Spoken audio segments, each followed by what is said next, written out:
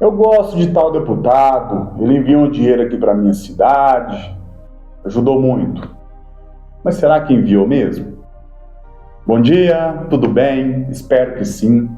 Bem-vindo ao nosso canal, o nosso espaço para a gente conversar sobre política.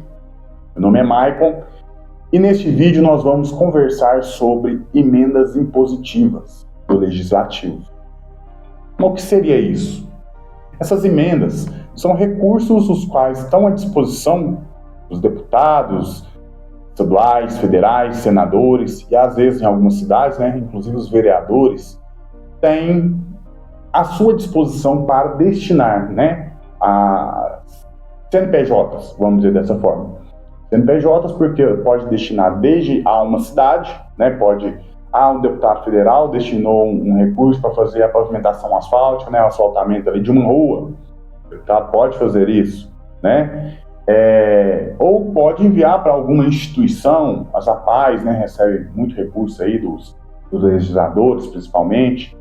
Então, é um recurso que esses parlamentares, têm à sua disposição para destinar aos seus redutos eleitorais, vamos dizer assim. Geralmente, quando um deputado tem uma boa votação, tem um apoio de um pessoal ali de alguma cidade, ele costuma enviar essas emendas para fazer as mais diversas ações com esse recurso. Às vezes são recursos com destinação específica, nós temos ali uma metade praticamente ali destinada à saúde, mas nós temos as emendas especiais, que são recursos que podem ser usados livremente. Então, aí as mais diversas áreas, inclusive a saúde também, tá? Então, temos essa diferença aí, as emendas especiais e as emendas específicas podem, que têm que ser usadas ao fim ao qual ele foi vinculado. Porém, eu vejo com muita resistência, não me agrada muito essa questão da emenda parlamentar impositiva, É como se fosse assim, fica previsto, no orçamento do ano seguinte, que esse deputado vai ter tanto recurso para enviar para onde ele quiser, e quando ele decide, ele vai, informa, ao orçamento, faz ali a alteração, destinando, então, quando vai ser encaminhado de recursos para cada cidade. Constitucionalmente, originalmente, principalmente, isso não estava previsto. Foi uma alteração que foi feita junto à Constituição, uma emenda constitucional, que possibilita com que esses deputados, senadores, vereadores, inclusive, façam essas destinações. Por que eu destaco essa questão de não ver com bons olhos isso? É uma forma de você manter alimentado o seu sistema que o fez ser eleito. Vamos fazer uma comparação. Nós temos lá um deputado de vários e vários anos de mandato que nunca teve ali um bom desempenho quanto à sua função realmente de parlamentar. O que é essa função de parlamentar? Parlamentar vem da palavra, da expressão, do italiano parlare, que é falar. Então, o parlamentar, ele é o representante, aquele que vai dar a voz ao que a população que votou nele, principalmente, espera.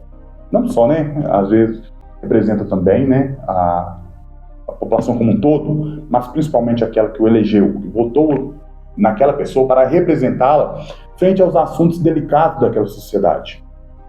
Porém, como esse parlamentar nunca fez a sua função, nunca, às vezes, enviou um projeto de lei, quando vão fazer as discussões de outros projetos de lei ou de assuntos enviados ali pelo executivo, seja de qual esfera for, não tem quase que a menor capacidade de levar à frente aquela discussão, porque não tem, às vezes, nenhum interesse de fazer isso de forma correta, vamos dizer assim, da forma que se espera, às vezes também por interesse. Não vou bater de frente com o executivo, porque quando eu peço alguma coisa, se o executivo não me vê com bons olhos, me vê ali como um implicante, o que eu pedi ele não vai fazer, eu vou desagradar minha base eleitoral e vou acabar não me reelegendo, Então, muitas vezes o parlamentar deixa de atuar da forma correta por medo disso. mas deixa de fazer a sua função também. Deixa de representar aquelas pessoas que votaram nele, deixa de defender as ideias que deram legitimidade à sua candidatura. Eu sou o candidato que defende uma melhoria das condições de trabalho dos servidores públicos, remuneração inclusive. Chega lá no mandato, assume a cadeira e não faz nada quanto a este assunto. Aí, quando vai para a reeleição, a sua postura até muda. Por quê? Muitas vezes, qual que é a postura que ele começa a adotar? Mas eu não consegui isso, mas eu lutei. Às vezes não fez nada, mas eu lutei e eu enviei recursos para a sua cidade. E muitas vezes você convence as pessoas dessa forma, né? E veja o quanto é injusto. Às vezes, a pessoa ali tem uma ótima ideia, o candidato tem uma ótima ideia, tem muito interesse em trabalhar, mas não consegue aquela projeção, né, que precisa para ser eleito, porque vai competir com parlamentares que já estão no mandato e tem essas emendas para enviar enquanto estão em mandato.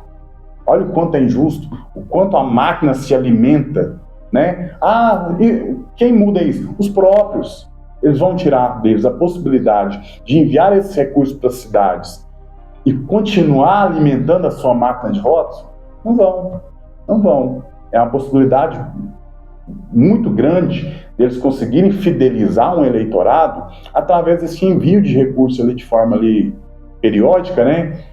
Todo ano eu envio tanto de recursos para aquela cidade. Eu percebi que se eu enviar essa quantidade de recurso, eu vou ter essa quantidade de voto, eu consigo então fidelizar ali o meu curral eleitoral, a gente pode dizer da forma antiga, né? Então, para mim, essas emendas impositivas que os nossos parlamentares enviam para as cidades, logicamente, tem muitos casos ali de muitas obras que jamais sairiam sem esse envio desses recursos, acabam saindo do papel por causa desses recursos. Porém, a gente está vendo de forma muito leviana, muito irresponsável essa questão do recurso público. O uso de recursos públicos, ele deve ser feito por quem é responsável pela execução, ou seja, o executivo. Ele sim deve pensar e tomar as decisões do que deve ser feito com os recursos. Afinal, o executivo que é eleito para executar. O legislador, a função dele é legislar, né, que é tratar das leis, pensar, votar e aprovar leis, recusar caso veja que seja contra o interesse público, por exemplo, que seja controverso de alguma forma, fiscalizar, que é fundamental, né? Aí você vê muitos legisladores que fazem vista grossa das coisas mais absurdas, porque pensam, vai me barrar e eu não vou conseguir me reeleger. E também representar a população, representar quem votou nele, o cidadão ali que espera que seja feita a defesa dos seus direitos, espera que quem está o representando seja sim, tenha pulso firme para tomar as iniciativas que devem ser tomadas, as posições que devem ser tomadas. Então é fundamental que a gente não se apegue a esse fator. Enviou tanto recurso para a minha cidade, então eu vou votar nele por isso. Mas não acompanhou nada da questão do trabalho que esse legislador fez, não sabe nada das pautas que ele defende, das posições que ele tomou nas decisões, né, do nosso país, por exemplo. Então é fundamental que nós tenhamos essa visão diferente. Eu sou contra essas emendas parlamentares por esse motivo. É bem parecido, por exemplo, com o fundão partidário, que é um recurso que é enviado para os partidos fazerem a campanha, que muitas vezes é destinado principalmente para esses deputados, para que eles continuem se perpetuando no poder. Então, esses recursos nas mãos desses legisladores parlamentares são principalmente para a manutenção desse sistema, vamos dizer assim. Porque quem está no poder é que faz o sistema, que faz parte do sistema, tão dito sistema, né? O tal do sistema, o que seria isso? É a forma de se manter continuando, é a forma de reprimir pequenas mudanças que poderiam sim fazer diferença na sociedade, mas não fazem, porque a alteração dele pode romper ele mesmo. Então, os próprios partidos, né, são contra diversas mudanças aí que a sociedade almeja. Por quê? O próprio sistema partidário pode entrar em falência caso muitas dessas mudanças entrem em vigor. para mim, né, essa questão da emenda impositiva é uma das piores. E a gente vê que quanto mais delicada fica a situação de um governante, por exemplo, mais ele tende a ficar mais conivente, facilitar mais essa distribuição de recursos para os parlamentares, porque são os parlamentares que estão de olho nele ali e tomam as decisões políticas. A cassação de um mandato, por exemplo, de um governador, de um presidente, um prefeito, inclusive, passa ali por quem está na Câmara, quem está na Assembleia, quem está na Câmara Federal, no Senado, passa por eles. Então, você ter esses ali bem amarrado com eles é fundamental para que eles se mantenham no poder, mesmo muitas vezes não tendo uma posição muito popular junto à população como um todo. Então, nessa situação, o que faz? Aqui, eu vou liberar mais recursos para vocês destinarem para as cidades, para que vocês possam fidelizar ainda mais o seu eleitorado e você se perpetuar no poder. Então, essa forma de envio de recursos, eu vejo com muito maus olhos, né? Porque é uma forma de a gente fidelizar. Impossibilita que talvez outras pessoas que têm boas ideias, que teriam possibilidade de ser ótimos legisladores, ótimos parlamentares, não conseguem muitas vezes. Por quê? Porque não tem, né, fora do sistema político, não tem possibilidade de enviar recursos para uma cidade.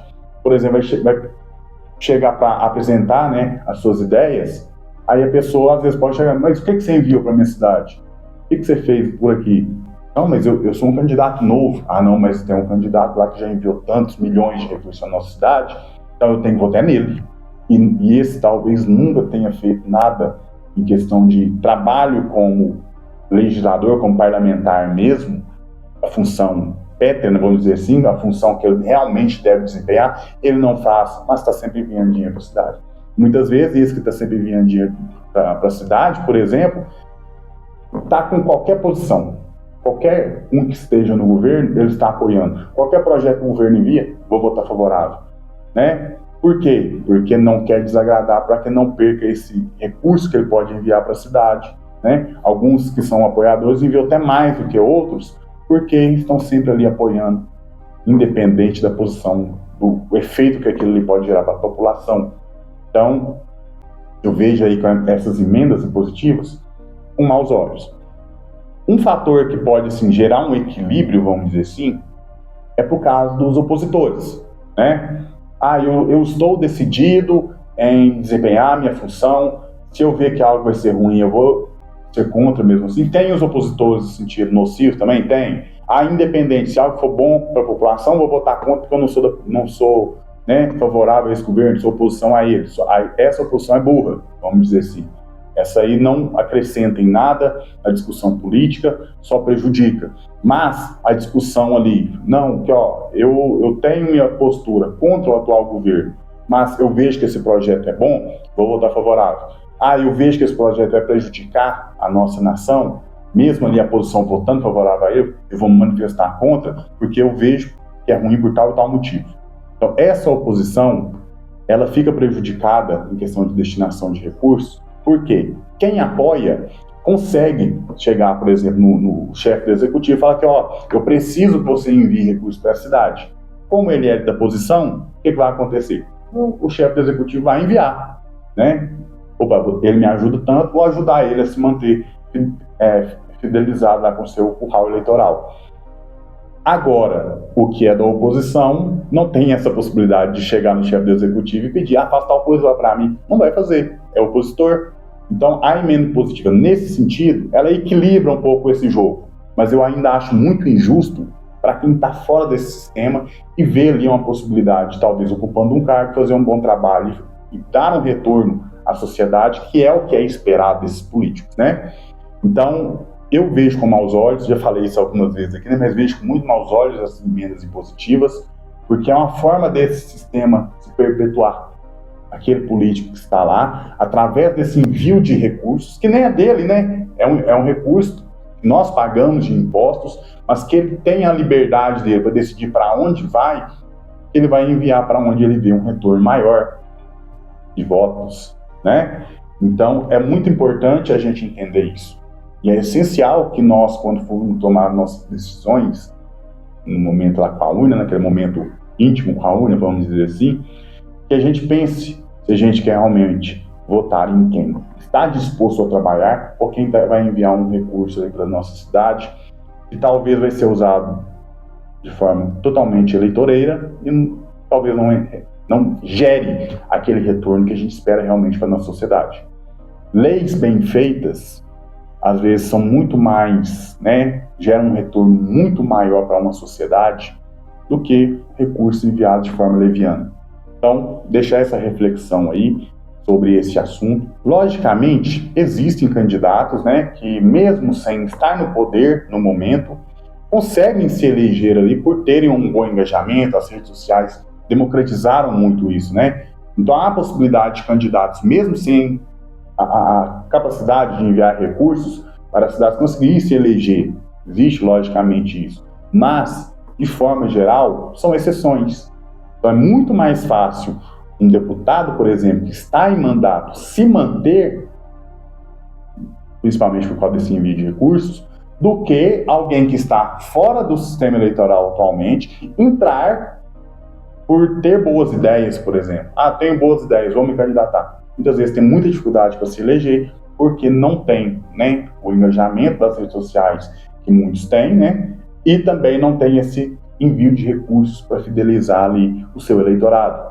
Então, eu queria deixar essa discussão aí, deixar esse tópico aí, essa reflexão. Se você achou interessante, deixa uma curtida aí, para ajudar o nosso trabalho, não custa nada para você e ajuda muito o nosso trabalho.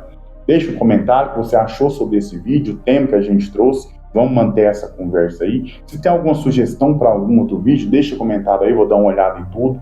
Vou respondendo. Se for um assunto um pouco mais delongado, a gente grava o vídeo para falar sobre o assunto também. É ótimo, sem problemas. Compartilha para alguém que você acha que vai achar interessante esse assunto. E se inscreve no canal para não perder nossos próximos vídeos, para que a gente possa continuar essa conversa. Nós ainda temos muito a conversar. Até a próxima, espero por você.